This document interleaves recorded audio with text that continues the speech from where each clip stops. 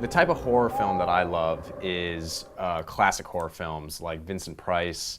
I'm a huge H.P. Lovecraft and Edgar Allan Poe fan. I hadn't seen a good ghost story in a while. I co-wrote the screenplay for The Machine with Henry Leaker, and we both bonded over the same type of horror. He really wanted to do an old-fashioned, kind of more traditional horror story, specifically a ghost story. Over the course of a big late-night pitch session, we came up with this idea of combining a science fiction time travel story with an 18th century ghost story.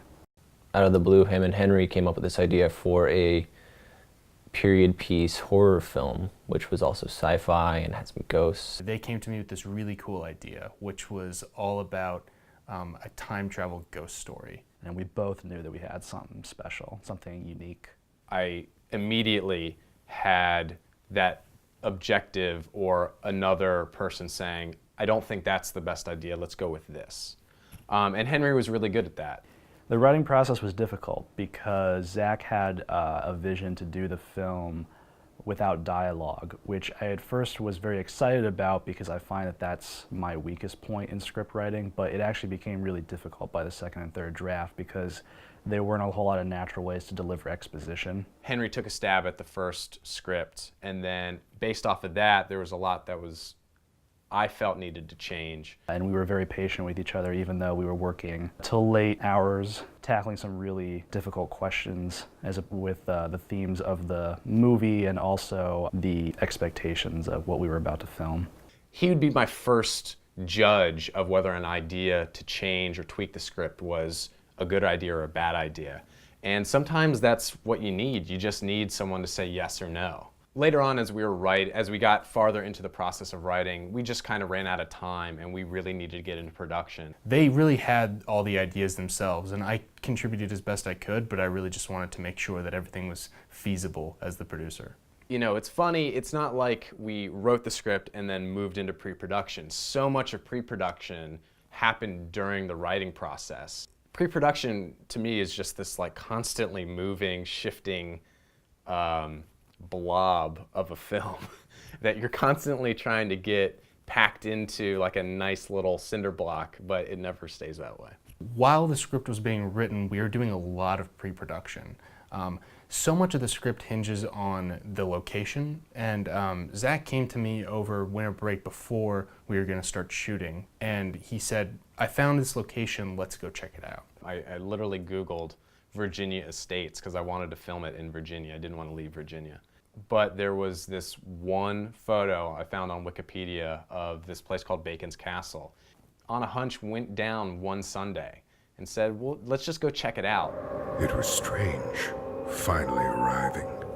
The initial trip down to Bacon's Castle was fantastic. We got there and it was a beautiful day. The exterior looked like it would be perfect setting for The Machine. And then we got inside and we realized that we had found the absolute perfect location. We went on the tour, but to us it wasn't the tour. To us it was, this will work for this part of the script and this room will work for this part of the script, and there's all these hallways and these staircases that we can make work. It is a historical site and a very fragile site, and the place is haunted too. It wasn't just a creepy house, it was a creepy castle or fortress. It was just this strange, odd thing, but it was beautiful and it was exactly what we needed. The initial trip down was very beneficial to pre-production. It allowed us to view the space that we were going to be operating in and find out how it would work geographically to shoot in. But Zach and I ended up taking a trip, just walking through the space, talking about where things happen logistically. Being able to see the space was really helpful because I was able to see, okay, I've got windows here, you know, I can do a lot of ambient lighting from outside, and then also being able to figure out, you know, that practical light of the lantern and to what extent we would balance those sources. So Zach Gross and I sat down and talked a lot. He had his plate full with all the things he had to do for pre-production. He was taking all of his shot list and converting them to storyboards, and I wanted to make sure that was a priority. I was really worried about how much had to get planned until I started fleshing it out with Zach Griffin. The really tough part about production was the logistics. There was a lot of scheduling and planning that had to go into the film because we were so far away. And on top of that, we were doing a period piece that's also science fiction and a horror film, and we're doing it in Central Virginia. Not easy on a $6,000 budget. It was imperative that we planned as much as possible. We were going to be shooting 4 consecutive nights, and it was so key that we were completely planned when we got down there so that we wouldn't miss a beat during production. Once we got down there, things were really smooth. One of my initial fears coming into the film was the idea of knowing exactly what I wanted visually, shot to shot. What was awesome was that Zach knew what he wanted. I had worked with Scott Jeske beforehand in pre-production to make sure the entire film was storyboarded, which ended up being exactly what we needed because it's such a visual film and we didn't have any dialogue to record, but we still needed to move at such a brisk pace that we barely referenced the script. We referenced the storyboards.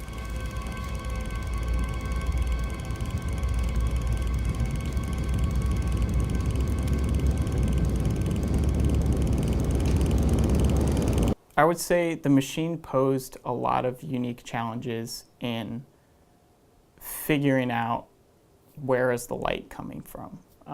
There wasn't really a lot of practical light on set, so there weren't, switches that we could turn on. It all kind of had to be conceived by us. The lighting just sort of filled the space. For me and Scott, there wasn't this dialogue of, are you sure you need this? Or are we sure we need this for the film? There was, okay, what's the next shot? It's shot A. Okay, cool, I know exactly what that is. Move on. Scott, he's gonna be here. Yeah. Gordon's here. We're gonna pan back immediately. Yeah. And then he's gonna turn and walk towards camera, okay? Another added factor was the entire film takes place at night. We were usually getting to set around 5 or 6 p.m. and working till 6 or 7 a.m. Nathan. Hey. What time is it? Too late? I scheduled the shoot night by night and made sure that we were going to have adequate time to go from one scene to the next without missing a beat. And that doesn't happen on independent or low budget films a lot. There's all this chaos and people talk about all this chaos, and I think that comes from people being unwilling to sit down and prep and basically make some decisions and know what they want. I think people want to be loose because they're afraid of missing this lightning in a bottle, but I think that allows for a lot of chaos.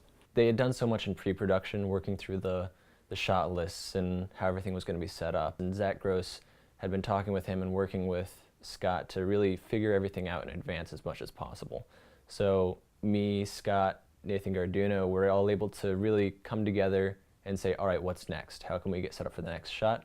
And just do it. The crew would change the shots around the actors' performances. So once we did about 2 or 3 takes of maybe the master shot, the actors didn't have to change what they were doing.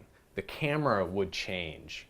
The schedule was difficult to prepare because we were planning not only around the schedules of our 3 actors who couldn't all be there on the same days, but also we were planning around the schedule of the car, which we only had one night, and we had quite a bit of shots to get with the car, both exterior and interior. So I'm gonna put it in park first, and then I'm gonna do this.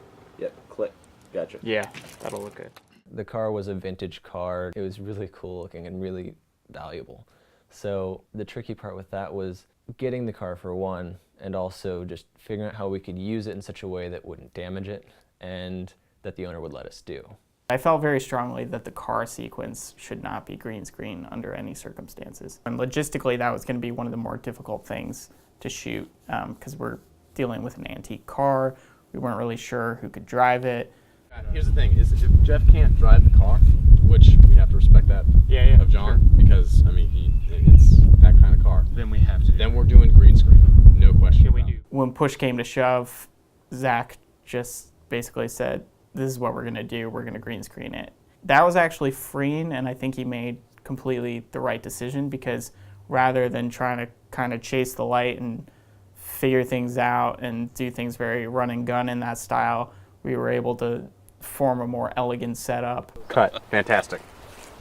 Production was like a really fun camping trip with a lot of friends. We went out to the middle of nowhere to this crazy house that had a bunch of really strange quirks about it. It was really old, really cool looking. While everyone else was inside the house shooting, I was outside acting as a supervisor of our base camp and also craft services. It was cold and a little spooky. I mean, luckily they let us light a bonfire out there, so it wasn't that bad. There was always kind of this bonfire going, and Henry is also a fantastic cook. Henry was really the king of the fire and the king of the food. And anytime you would need to get out of the house and get away from everyone, Henry was out there by the fire and say, "Hey, Papa Squat, got some chicken." Little things like that made the production a lot of fun and also relaxing, considering we were shooting at like 4 a.m. So on set, we really didn't run into a lot of problems. We basically got it down there and rolled through it. I mean, it was the smoothest production I have ever been on, much less directed. As far as I'm concerned, production went very smoothly. We only ran into small hiccups, but they were really just decisions that needed to be made on the director's part, and Zach did a fantastic job of doing that. He's quick to make decisions, and he knows exactly what he wants, so that makes things a lot easier for me and for everybody else on set. Between Zach Gross and Scott Jeske and Zach Griffin, there was always a solution. They were able to sit down, talk about it real quick, and have a distinct plan to come back to the crew and say, all right, we need to get this done. Zach is great. He has a really singular mind. Like, he knows exactly what he wants, and he's willing to pursue it. Zach had a very strong vision for what he wanted to achieve and what he was looking for. What was cool was how little we had to compromise, but when we did have those conversations, we figured out what was best for the production. You know, egos weren't involved. It was just what needs to be done and what is best for this film. Okay. That's a wrap, bitch. So editing the film was very interesting. I wanted to keep going with that goal of collaborating. So I, for the first time, kind of gave up editing. And I had always edited before. And I realized that, again, if someone else is there with me, it's immediately going to be better. So Zach and I had spent a lot of time in pre-production and production looking at the film and figuring out what it was. When we got to post-production, we knew we needed a third pair of eyes to cut the film, to look at it, to figure out what it was, and maybe see something that we weren't seeing. So we handed it off to, initially our first cut was done by our friend Chris Campbell. And he did an interesting cut. It wasn't the film, but it answered so many questions for us. His was very quick, very fast-paced, but his shot selection was fantastic, and he had found things in the story that we hadn't necessarily found. We saw this film that breezed by in like 8 minutes, and the biggest thing we knew we needed to change was the pacing. We knew from the outset we were going to have a slower film. The thing about like an Edgar Allan Poe story or an H.P. Lovecraft story is that it's about building mood and building atmosphere. We immediately said, okay, we know what the next step is drawing everything out. And we saw it fast, and we saw how it didn't work. I cut it a second time, and everything just got dragged out.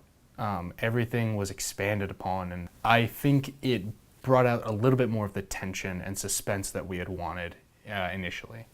Immediately it was, yes, this is exactly what we wanted, and this is exactly what is appropriate, we thought.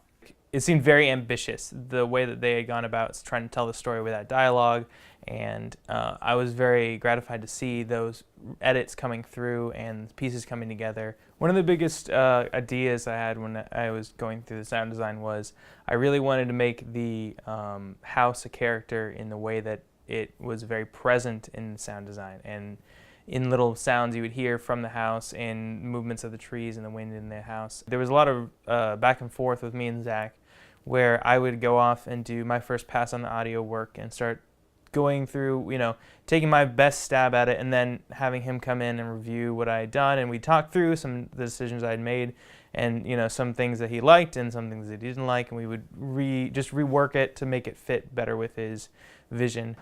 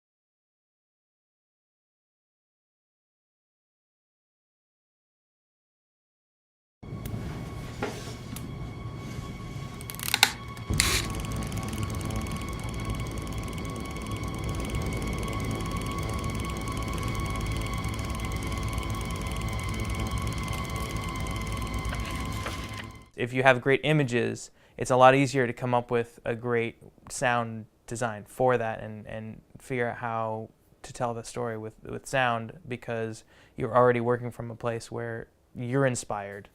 From the visual effects side, there was quite a bit to get done because Zach Gross had decided that he wanted to work with some creative geography and putting things in different locations and having characters interact from one location to another while making them feel like the same place. And so using some green screen work, we were able to get that feel, but it was also very difficult because it is a very dark film. Cut. What do you think? You've got your shadow. So getting a good green screen wasn't really possible in a lot of the places. So that took quite a bit of work on my end to make it feel like it wasn't CGI. The most difficult shot that I worked on was a handheld perspective from the inventor. You see from his perspective turning and walking down a hallway towards a door frame where Gordon was about to round the corner. And being handheld, we were basically shooting towards a dead end. So past that doorway there wasn't anything, there was just some windows. So they wanted to make that feel like it was another section of the house. So in order to do that, we needed to completely replace what was through that door frame. There was a lot to track in, there was a lot to incorporate into that shot and try and make it feel natural. We edited for about a month, did a couple drafts of that, and then premiered the film at the Mason Film Studies Showcase. Basically, we had our first premiere, and we showed it like we had written it, which was without any dialogue. There was no talking whatsoever. It was just this film about visuals and Nathan McFarlane's sound design. When we watched it, though, we realized that the ideas that we had thought were in there weren't getting across. And it was well received, but no one understood what was happening. A lot of the criticism that we received after the initial screening of the film was that a lot of the story didn't come across. And so what we decided was we took Nathan McFarlane's idea, which he had been saying basically since the script stage, was, I feel like this film can do with a voiceover. After the first screening, Zach and the rest of the team decided that they were actually going to put in voiceover.